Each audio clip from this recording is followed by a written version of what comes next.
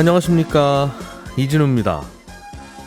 회사원의 정년을 더 뒤로 미루는 대신에 일정 시점부터는 임금을 깎는 걸 정년 연장형 임금 피크제라고 합니다. 그런데 회사가 이런 제도를 도입했다고 하더라도 임금을 지나치게 많이 깎으면 무효라는 법원의 첫 판결이 나왔습니다.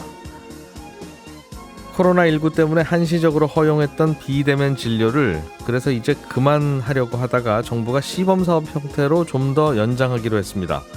병원에 직접 가서 진료를 본 적이 이미 있는 환자들 위주로 비대면 진료를 허용하기로 했는데요. 논란이 됐던 약의 배송은 안 하는 쪽으로 정리가 됐습니다. 대한항공과 아시아나의 합병을 두고 유럽연합이 부정적인 의견을 내놨습니다. 유럽연합이 반대하면 합병이 무산될 수도 있습니다. 5월 18일 목요일 손에 잡히는 경제 바로 시작합니다. 오늘 날씨는 좀 흐리지만 경제 뉴스 정리만큼은 화창하게 쨍하게 한번 해보겠습니다. 행복자산관리연구소 김현우 소장, 손에 잡히는 경제 박세훈 작가, 그리고 서울경제신문의 서은영 기자까지 나와 계십니다. 어서 오세요. 네, 안녕하세요. 자, 병원 이야기 먼저 해보죠. 비대면 진료 시범 사업이 다시 시작된다. 네. 지금까지도 하기는 하고 있었는데 네, 코로나 때 잠깐 하고 맙시다라고 하던 거를 해보니까 좋은 점도 있는 것도 같고 잘 모르겠네. 좀 한 번 더 해볼까요? 하는 그렇게 해서 좀 연장하는 건가 봐요. 네. 일단 이 비대면 진료라는 거는 뭐 다 이해하시겠지만 의사가 환자를 직접 만나지 않고 이제 뭐 화상 혹은 이제 뭐 전화로 진료하고 처방까지 하는 이제 비대면 진료를 말하는 거죠. 예. 근데 이게 지금 현재 의료법상으로는 불법입니다. 근데 코로나19 위기 경보 단계가 이제 심각인 팬데믹 상황에서 이제 정부가 감염병 예방법을 근거로 해서 최근 3년 동안 이제 비대면 진료를 한시적으로 허용을 했던 거거든요. 예. 그런데 이제 다음 달 1일부터 코로나19 위기 경보 단계가 심각해서 경계로 낮아지잖아요. 그래서 이때까지 의료법을 고치지 않는 이상 이 경계 단계에서는 비대면 진료에 불법 딱지가 붙게 생긴 거예요. 그래서 코로나 위기가 심각할 때만 하기로 했으니까. 네, 그렇습니다. 예.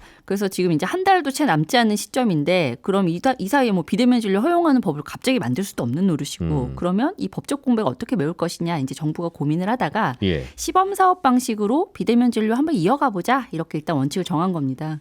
그리고 어제 이제 시범 사업 어떻게 진행할 건지 좀 가이드라인 초안이 나온 건데 일단 두 가지 원칙이 좀 분명하게 정해졌어요. 그러니까 비대면 진료 받을 수 있는 환자는 재진 환자다. 그러니까 이제 한 번 이상 해당 병원에서 의사를 직접 만나서 진료를 본 환자여야만 비대면 진료할 수 있다. 그리고 또 하나는 의원급, 그러니까 동네 의원들 중심으로 비대면 진료 허용하겠다. 그래서 병원 같은 경우에는 뭐 일부 경우에는 이제 막 허용을 하긴 하지만 이제 상당히 이제 원칙을 좀 이제 제한적으로 정해뒀고요. 아주 큰 병원은 안 하게 한다는 그렇습니다. 말인 거죠? 예. 네.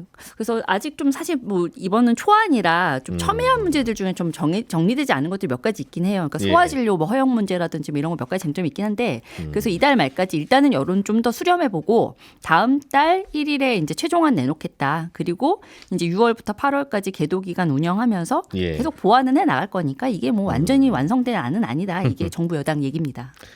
아직 완성된 안은 아니고 그냥 지금부터 얘기해 본다는 거예요라고 이야기하는 걸로 봐서 네. 이게 정말 찬반이 치열하고 네. 다들 의견이 다 분분하고 그렇습니다. 그런 이슈라는 걸 알 수 있네요. 네, 맞습니다. 이게 아무래도 이제 팬데믹 상황에서는 이제 지금 이게 전면 허용을 해놨던 것들이 지금 어제 나온 원칙만 봤을 때는 예. 많이 좁혀지긴 했거든요. 그러니까 가령 뭐 약 배달 같은 경우에도 코로나 시기에는 약 전문 배송 받을 수 있었어요. 그리고 이제 비대면으로 진료를 하고 그럼 저 약 처방은 어떻게 받습니까? 약국은 가란 말입니까?라고 하면 그렇죠. 약도 배달해 드릴게요. 네, 그래서 배송을 전문으로 하는 데서 이제 약을 갖다 주는 것까지 이제 허용이 됐었던 거고, 예. 뭐 비대면 초진 진료 당연히 가능했었고요. 그런데 이번에 이제 6월부터는 이거는 거의 이제 사실상 불가능해진 거거든요. 약의 배송은? 네, 맞습니다. 약 배송도 그렇고 비대면 초진 진료도 그렇고요.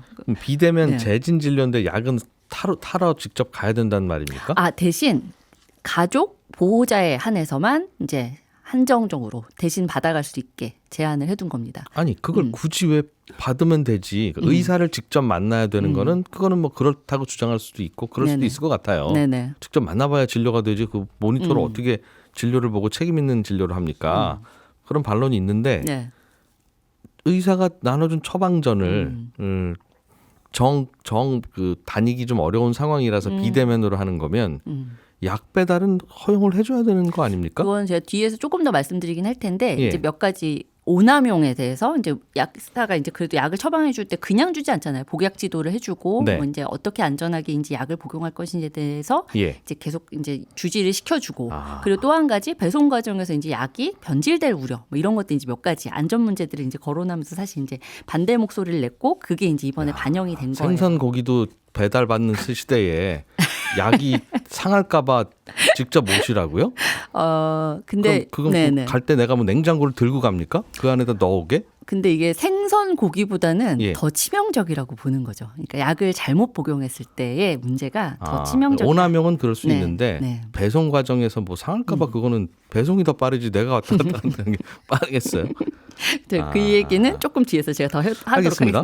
그리고 의료 취약계층의 경우에는 이제 초진 좀 진료 초진이라도 비대면 진료 받을 수 있게 좀 열어놓기는 했습니다. 근데 이게 좀 구체적으로 어떤 대상으로만 이제 한정할 거냐 이거는 조금 더 이제 1일 정도 다음 달 1일에 봐야 될 것 같긴 한데 예. 지금 의료기관 부족한 뭐 섬 같은 곳들 뭐 그런데 살고 계시다면 이제 사실 병원 가기 어렵잖아요. 뭐 이런 경우 또 뭐 거동 불편하신 경우 뭐 감염병 환자 뭐 이런 식으로 좀 한정을 해놓긴 했고 이렇게 한정을 해놔서 사실상 이제 초진이 어렵다라는 얘기들을 하는 거고요.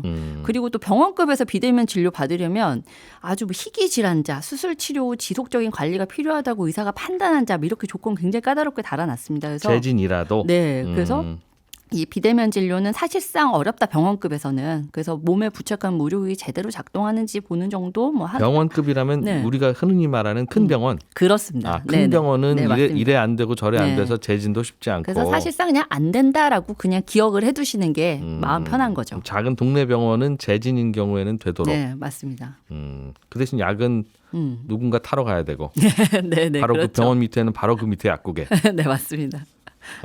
근데 그 약국은 환자가 지정할 수는 있어요. 그러니까 어디로 보내주세요라고 지정할 수는 있고. 약은 우리 동네 약국으로는 보내주세요. 네네네. 그건 지정할 수 있습니다. 그리고 사실상 이게 우리 동네 병원으로밖에 비대면 진료가 안 될 겁니다. 그 얘기 제가 이제 좀 설명드릴 들어보죠. 건데. 예. 지금 이제 비대면 진료가 3년 동안 진행됐으니까 당연히 이제 그거에 맞춰서 비대면 진료를 하는 병원들도 많이 생겼을 거고 전문 플랫폼 업체들도 좀 많이 생겼겠죠. 그래서 이번에 이제 이 시범 사업 안을 결정하는 단계에서 굉장히 이제 다들 여기에 깊은 관심을 가지고 이제 뭐 지켜보고 있었는데 지금 이제 많은 부분이 후퇴했다고 보는 거예요. 그래서 예. 이 플랫폼 업계 같은 경우에는 재진만 허용에서는 이제 아픈 사람 실시간으로 비대면 진료 이용할 수 있게 하자니 이제 당초 취지에서 멀어진 거다. 이런 입장입니다. 그러니까 지금 일단은 이 가이드라인 나오기 직전에 뭐 이게 아예 시범 사업조차 안 될 것 같은 분위기가 막 자꾸 막 생기니까 이 플랫폼 업체들이 그러면 일단 저희 초진만 하자고 초진부터 하자고 주장 안 할게요. 그러니까 재진부터 해도 되는데 대신 우리 앞으로 이제 제도화 과정에서 그 얘기는 좀 더 해봅시다. 이렇게 좀 초진도 네. 할 수 있게. 네, 그렇게 좀 일단은 이제 좀 한 발 물러선 입장으로 좀 보이긴 했었거든요. 그런데 왜 이렇게 그런 플랫폼 업체들이 초진부터 해야 되냐고 주장하느냐. 지금 이제 한번 생각을 해보면 이번에 나온 안만 봤을 때 제가 이제 만약에 오늘 갑자기 이제 밤에 병원을 못 가는 상황인데 비대면 진료를 보고 싶어요. 그러면 일단 만성 질환이라면 최근 1년 사이에 반드시 제가 직접 만나본 의사한테만 비대면 진료를 받을 수 있습니다. 그리고 만약에 감기 뭐 이런 간단한 질병이라면 한 달 사이에는 반드시 만난 의사여야만 해요. 그때 그 의사하고만. 네, 그때 그 의사만 또 해당 의사, 그 병원만 해당해서는 안 되고 그 병원의 그 의사, 내가 만났던 의사여야만 합니다. 그리고 또 한 가지. 근데 그 의사가 비대면 진료는 저는 안 합니다. 네, 그러면 못 하는 겁니다. 네. 그러니까 그 의사가 이 비대면 플랫폼에 서비스가 연결이 돼 있는 의사여야만 하고요. 그리고 또 한 가지는 그 의사가 그 시간에 진료실에 있어야 됩니다.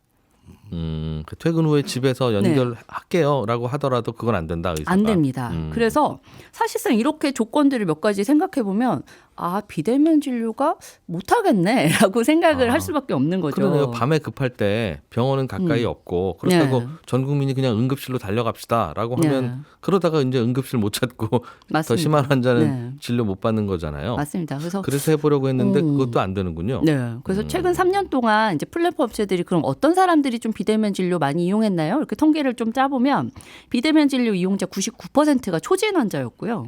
그리고 이제 코로나19 감염이 아닌 일반 진료로 그런 비대면 진료 받던 분들은 어떤 분들인가요? 봤더니 다들 5명 중에 1명꼴로 집 근처 병원 아니라 아예 다른 동네 병원 진료를 받다는 거예요. 그러고 약은 이제 집 근처로 받고 이런 식으로. 그래서 이런 수요들을 생각해 봤을 때 이번 시범 사업에 나온 가이드라인이 이런 수요를 충족시키기에는 좀 어려움이 있다라는 얘기들을 하는 거고요. 일단 의료계도 지금 이제 여기에 이제 이번 가이드라인에 그럼 만족하느냐? 뭐 딱히 또 그렇진 않습니다. 일단 진료 제도화에 대해서는 이 비대면 진료 제도화에 대해서는 국민 의료 안전 자체를 위협할 수 있다. 이렇게 계속 우려하는 게 일단 기본 입장인데 오진이 많을 수 있다는 거죠. 네. 근데 의사협회가 뭐 조건부 수용 입장으로 좀 선회하기는 했어요. 근데 의료 수가 문제가 좀 결정 달려 있긴 한데 지금은 이제 의료 수가를 이제 대면 진료했을 때 한 130% 정도, 그러니까 대면 진료했을 때보다 30% 더 받는 거죠. 그런데 이거를 더 높여야 된다라고 주장하고 있긴 하고 이제 이런 것들 논의하는 과정에서 물론 이제 다시 반대로 갈 수도 있긴 합니다만 일단은 지금 제도화 작업에 동참하고 있는 상태고 대신 지금 누가 그럼 제일 반대 목소리 세게 내고 있냐 이게 대한약사회 포함한 약사단체들입니다. 그러니까 아까 이제 얘기하셨던 이제 그런 부분들, 그러니까 이제 이 약물 오남용 문제라든지 이런 것들 안전 문제가 지금 제대로 확보가 안 돼 있는데 이런 상황에서 이렇게 플랫폼 업체도 배불리겠다고 이렇게 사업 도입하면 되냐 이렇게 주장을 하고 있는 거고요. 있기야 있는데 그래도 집에서 진료도 보고 약도 받고 하는 편의가 좀 큰 것 같으니까 이걸 하는 거잖아요. 네, 그렇죠. 당연히 뭐 걱정이야 있죠. 그러니까 조심해야 되는 건데. 이게 약국들로서는 좀 물러서기 힘든 또 원인이 하나가 있죠. 생존의 그러니까 문제겠죠. 맞습니다. 그러니까 이게 비대면 진료로 약국 영업의 근간 자체가 이제 흔들릴 수 있다라는 건데 우리가 이제 약국들 위치를 딱 생각을 해보면 딱 병원 근처에 쫙 이렇게 모여 있잖아요. 그래서 그 병원에서 처방해주는 약을 조제하면서 그러면서 이제 영업 방식을 이어가고 있는데 병원이랑 같은 체인 것도 있고 바로 일체인 것도 있고. 네, 그렇죠. 그런데 이거 자체가 이제 이 영업 방식 자체가 이제 지속 가능하지 않게 되는 게 사실 약국으로서는 굉장히 큰 우려 사항일 수밖에 없는 꽤 많은 겁니다. 약사들이 거기 들어가려고 권리금도 낼 거고 냈을 맞습니다. 거고 이미 형성도 되어 있을 거고. 그렇습니다. 또 뭐 그러면서 그 안에 있는 병원과의 또 뭐 인테리어도 다 해주고 주고받고 하면서 이미 공생 관계가 있는데 이게 이제 인터넷으로 왔다 갔다 하면 다 깨지는 거니까. 네, 맞습니다. 그럴 수 있겠죠. 네, 그래서 병원 같은 경우에는 의료 수가를 조정하는 과정에서 그래도 좀 당근에 제시할 거리들이 분명히 있지만 이제 약사들 같은 경우는 사실 이제 지금으로서는 당근이라고 할 만한 것들이 별로 보이지가 않는 거죠. 그래서 좀 논의가 진척이 좀 안 되는 부분이 분명히 있습니다. 대체로 그렇게 하게 했더니 자기 동네 병원도 있는데 저 먼 병원에서 비대면 진료를 하더라. 라는 것도 생각해 볼 필요는 있겠네요. 네, 맞습니다. 동네에 없어서 그쪽으로 간 게 아니라 의료 선택권이 이제 넓어지는 걸 누린 거죠. 사실 이제 의료 소비자들 입장에서는 인터넷에서 광고하는 의사한테 그냥 가서 그렇게 하는 경우도 있을 거고. 그럴 수도 있습니다. 그게 좀 걱정스럽기는 하다고 하더군요. 좀 유명하신 의사분들 뭐 직접 가서 처방받기 좀 뭐 민망한 뭐 그런 것들도 있으면 그냥 다 맞습니다. 거기서 그냥 클릭해서 받는 그런 문제. 어쨌든 그런 되게 뜨거운 감자가 툭 떨어졌네요. 그렇습니다. 자, 김현우 소장님. 네. 오늘 이것도 좀 뜨거운 감자 같은데. 네. 임금을 깎는 대신 정년은 늘려주는 임금 피크제가 이거 잘못하면 무효다. 그렇습니다. 하더라도 조심조심해라. 맞습니다. 잘못하면 무효다라는 겁니다. 임금 피크제는 크게 두 가지가 있습니다. 하나는 정년 유지해주는 대신에 임금 깎는 정년 유지형. 그러니까 예를 들면 회사의 기존 정년이 60세인데 그 전에 나가라고 안 할 테니까 요거 보장해주는 대신에 55세부터 1년에 뭐 10%씩 임금을 좀 깎읍시다. 이런 정년 유지형 임금 피크제는 이미 대법원 판결이 나왔어요. 작년 5월에. 핵심은 이제 다른 합리적인 이유 없이 오직 연령만을 이유로 그 임금 피크제를 적용하는 건 차별이다. 그래서 이런 합리적인 이유가 반드시 있어야 된다라는 건데 합리적인 이유는 그 연령 때문에 노동자의 처우를 달리해야만 하는 이유가 있어야 된다. 그러니까 이거는 나이가 들면은 이 일은 하기가 어렵습니다. 못합니다. 누가 봐도 그런 필요성이 있어야 되고요. 그 필요성이 있다라고 하더라도 이 근로자가 받는 불이익이 그 방법이나 정도가 적정해야 된다는 겁니다. 이 두 가지에 어긋나면 이런 정년 유지형 임금 피크제는 무효다라는 판결이 있었고요. 요번에 이제 새로운 판결이 나온 하나는 정년을 연장해 주는 대신에 기존보다 임금을 덜 주는 정년 연장형 임금 피크제거든요. 예. 예를 들어 현재 우리 회사의 정년이 58세인데 2년 더 연장해서 60세까지 근로를 하게 해드릴게요. 대신에 뭐 임금을 깎읍시다 이런 식입니다. 그러니까 서로 뭔가 주고받는 게 있는. 그렇죠. 처음부터 아예 주고받는 게 없이 그냥 하면 안 되고. 네, 그건. 맞습니다. 정년을 기존보다 늘려주면서 네. 임금을 깎읍시다. 네, 그러니까 뭐 근로자 입장에서 임금 깎는 불이익이 있지만 정년이 늘어나니까 요거는 이제 반대급부다라고 볼 수 있는 거죠. 그건 되긴 되는데. 네, 이게 작년 대법원 판결에서는 이건 된다라고 얘기하지는 않았어요. 그런데 그 정년 유지형 임금 피크제를 얘기하면서 아까 말씀드렸던 그 조건, 뭐 이런 것들이 이제 법리적으로 봤을 때는 다 충족하는 거 아니냐, 예. 주고받는 게 있으니까. 그래서 실제로 이 정년 연장형 임금 피크제에 대한 소송도 지금 많이 걸려 있었는데 전부 다 회사 측이 승소를 했습니다.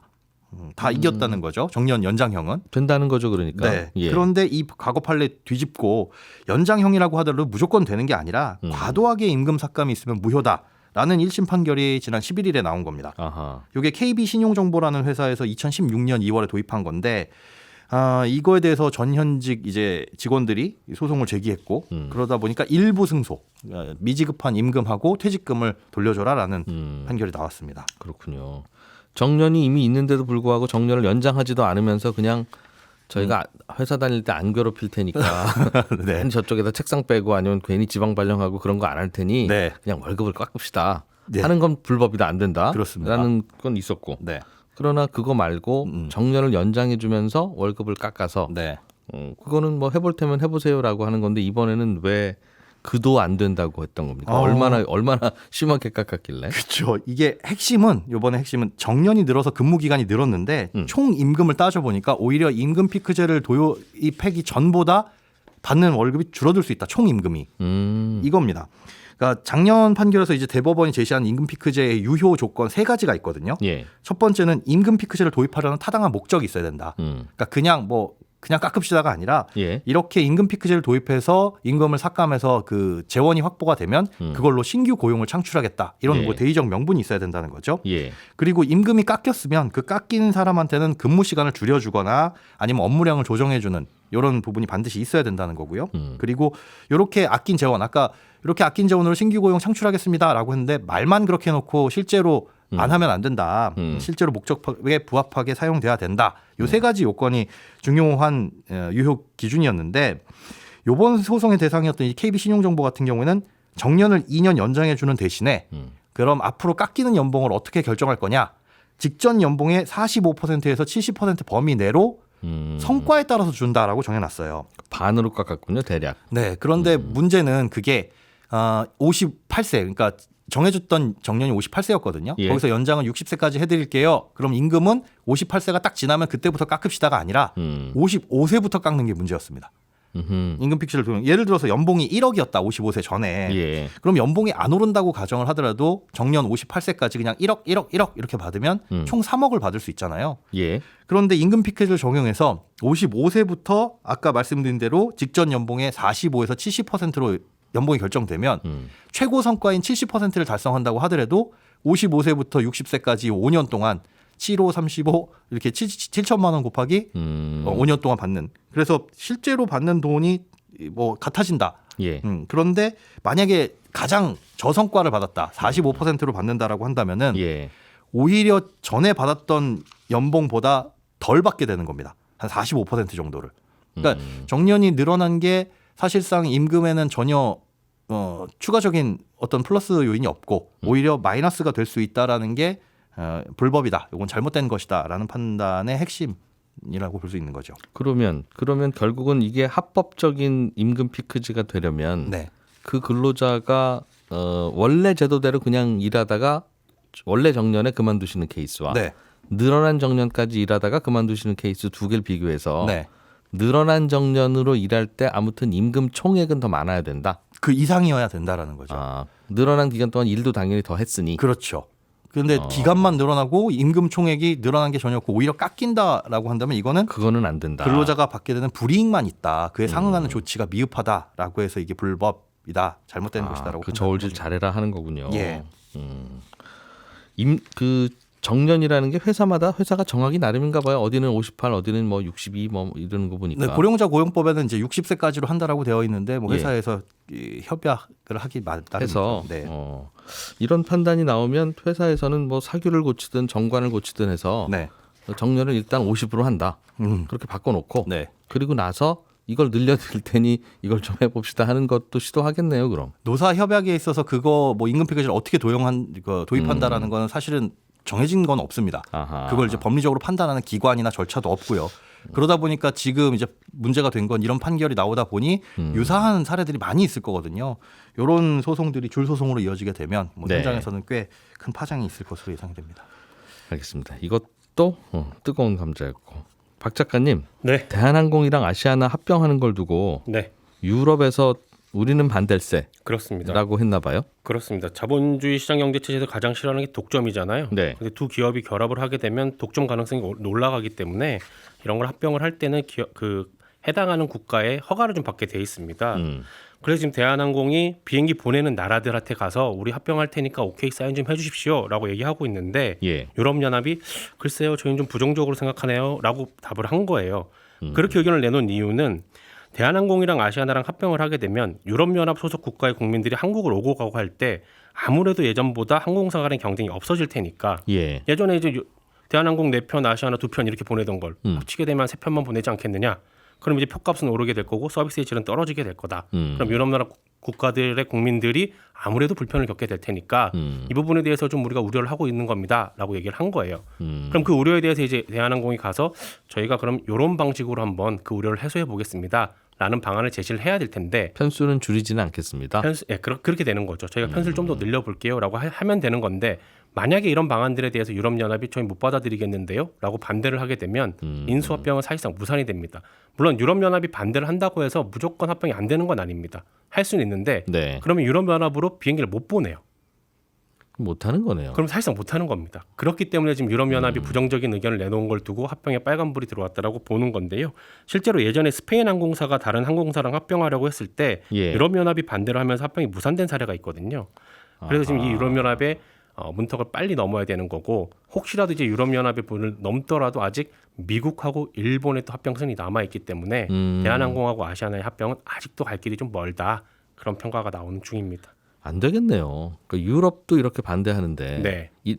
아니 그 대한항공만 가든 아시아나도 가든 둘 다 가든 그게 몇 번이나 간다고 그걸 그렇게 합니까라는 느낌 우리 들잖아요. 그렇죠. 그런데도 저렇게 얘기하는데 네. 예를 들면 일본은 네. 진짜 많이 가지 않습니까? 대한항공도 그렇죠. 많이 가고 아시아나도 많이 가고. 그렇습니다. 그런데 둘이 합병한다고 하면 일본 여행객들 입장에서는 우리는 대한항공 또는 아시아나에서 고르다가 네. 하나만 골라야 되면 이거는 많이 불리해지는 건데요라고 하면 그건 그 말이 맞을 가능성이 높잖아요. 그렇죠. 그런 상황입니다. 네, 저희는 내일 아침 8시 30분에 다시 찾아오겠습니다. 이진우였습니다. 고맙습니다.